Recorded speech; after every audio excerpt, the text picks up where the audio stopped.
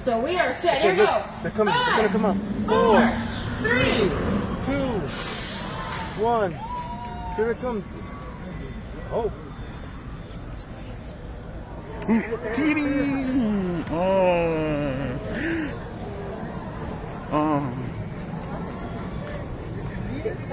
See a cheetah like this? Look there.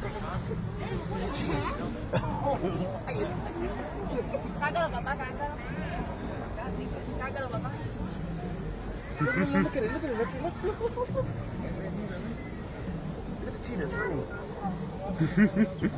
Alright, nicely done, everybody.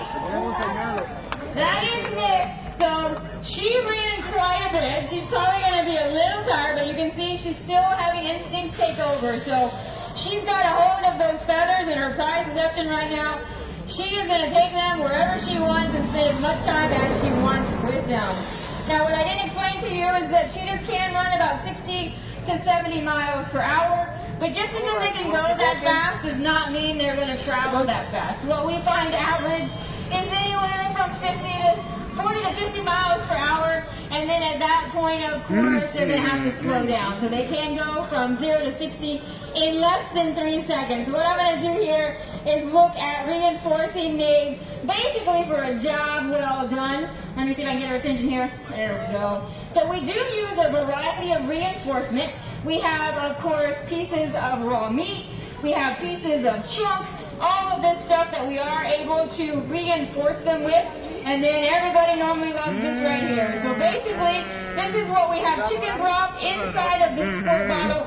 What it's going to do is add that kind of extra little highlight to her, because she did run so quickly, having that opportunity to take a refreshment, of course. The other thing, too, is that they never know how it's going to come. So is it going to come from a hand feed, a tongue feed? Maybe we're tossing on the different platforms. The other thing, too, is that what sort of raw meat is it? But there, I just gave her like a big piece of chunk, so that's heavily reinforcing to her. It might be kind of like a ground meat rolled up into a ball. We give them pieces of chicken. We also incorporate bones, which we know is going to provide that element of really cleaning their teeth and also eating something more natural, removing that meat off of the bone. So going back to those adaptations as she heads this way with me, they do have adaptations all the way from the tip of the nose to the tip of the tail. You'll notice what I like to feature basically is that beautiful tear mark. So you'll notice that solid black line that goes from the corner of their eye around to their mouth. That basically is going to work just like sunglasses many of you are wearing right now. So they are diurnal cheetah. That means that they're going to be able to hunt during the day.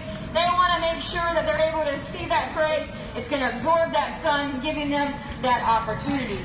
You also have a very long, lean body structure.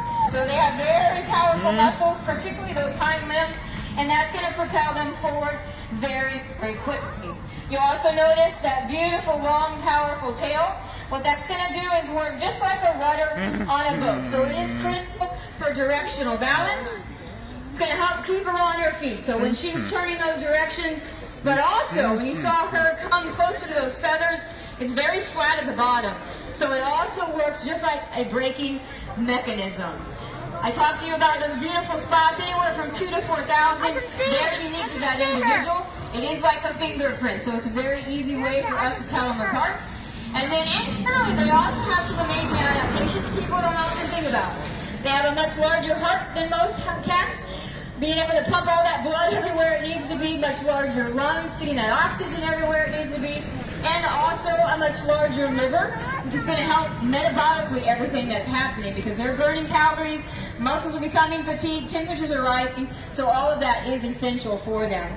So hopefully you guys enjoy seeing Nate run. She's our fastest cheetah. She's been clocked about 64 miles per hour. So we do hope that maybe you captured a photo, maybe you had the camera down just enjoying the moment, or you learned one thing you didn't know before and you share that with your friends and family. So what Nate's going to be doing here shortly is getting further back behind the scenes. We want to thank you so much. There's only 7,000 cheetah in the wild.